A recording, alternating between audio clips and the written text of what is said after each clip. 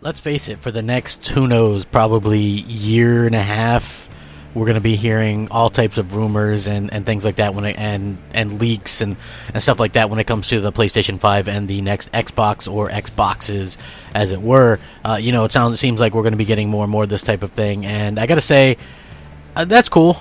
I'm not upset by that. I think that's perfectly fine. I think that Microsoft and Sony obviously have plans. I think they're actually kind of similar plans from recent rumors that we've heard. I do think that obviously Sony has a lot of things going on that they're going to be talking about later, and they're skipping E3, so we kind of wonder when they're going to come out with this stuff. But there was a bit of a thing that they probably didn't want out, or maybe they're just teasing it. And I'm going to link this so you guys can check it out. They've actually they released a PlayStation 5 announcement sort of through the holiday theme that they put out. The holiday theme contains a hint regarding the PlayStation 5. It's a kind of a subtle hint where they've replaced the S in PlayStation with the 5.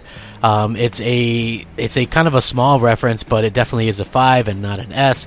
And it's one of those things where I don't really believe in coincidences anyway. So it looks like this turns out to be true. It absolutely falls in line with a 2019 reveal and a 2020 release, likely with the Xbox Scarlets.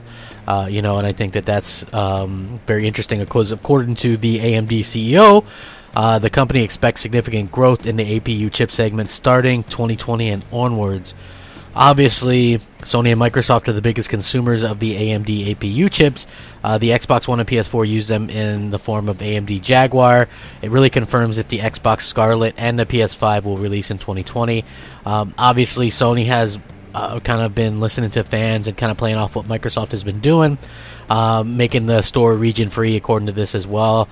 And they're also doing a lot of interesting things lately just to kind of get up hype and to do things. A lot of their games were kind of pushed, or they're not even talking about them, so we'll have to see really if they continue to make a push for that next gen dominance the way they did with this generation. So it's going to be very interesting to say the least. And I gotta say, I'm excited by it because it's something that that really impresses us all. I just think that we've got to continue to support these consoles and the competition and stuff like that when it really starts to heat up. I think that that's what's great about console gaming, is one company does something, the other company does something, and they try to best one another. And that's absolutely what we have here. We have Microsoft and Sony going at it. Despite the fact that Microsoft is really kind of kumbaya these days, you can tell that they're really gearing up to go hard and win the next generation. They want it. So I'm very excited by this. I will link this. You guys can check it out. Let me know what you guys think. Do you guys agree? Rate, comment, subscribe. Rack them up. Please hit that share button, like it, all that stuff. Hit that bell so you're notified of all the content as soon as it drops. That would be awesome. Rack them up. Crapgamer out.